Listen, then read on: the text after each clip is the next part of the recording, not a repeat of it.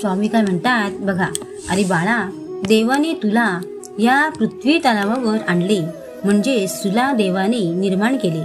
खरेच आपण देवाचे उपकार मानले पाहिजेत.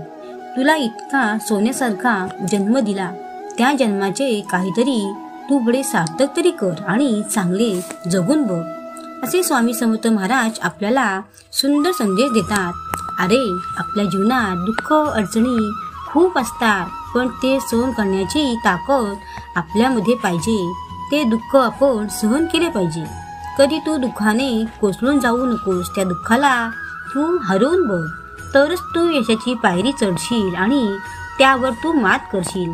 अरे बाळा, जसे घरटे बांधायला सोपे असते, तसे मेहनत करायला खूप कठीण असते रे.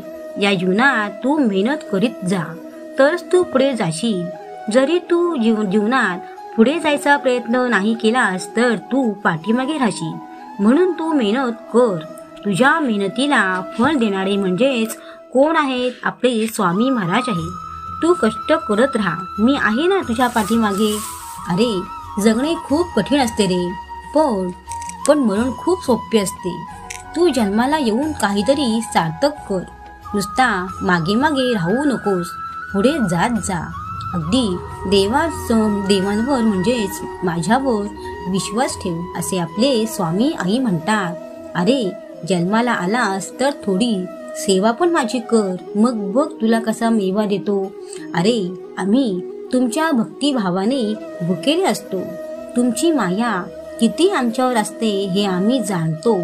तुम्ही आमचे दिवसातून किती वेळा नाम घेता यावर आमचे तुमच्यावर लक्ष असते. अशी माणसे आम्हाला खूप आवडतात. म्हणूनच आपले स्वामी समर्थ महाराज म्हणतात, उगाची वितोसी भय हे पडू दे, जवळी उभी ही स्वामी शक्ती कळू दे. तर स्वामी भक्तांनो, आजची छोटीशी माहिती तुम्हाला कशी वाटली आणि यात काही चूक झाली असेल तर क्षमा करावी. तर स्वामी भक्तांनो, हा व्हिडिओ तुमच्या स्वामी भक्तांना देखील शेअर करा आणि सबस्क्राईब करायला मात्र विसरू नका. चला मग भेटूया पुढच्या व्हिडिओमध्ये. तोपर्यंत श्री स्वामी समर्थ.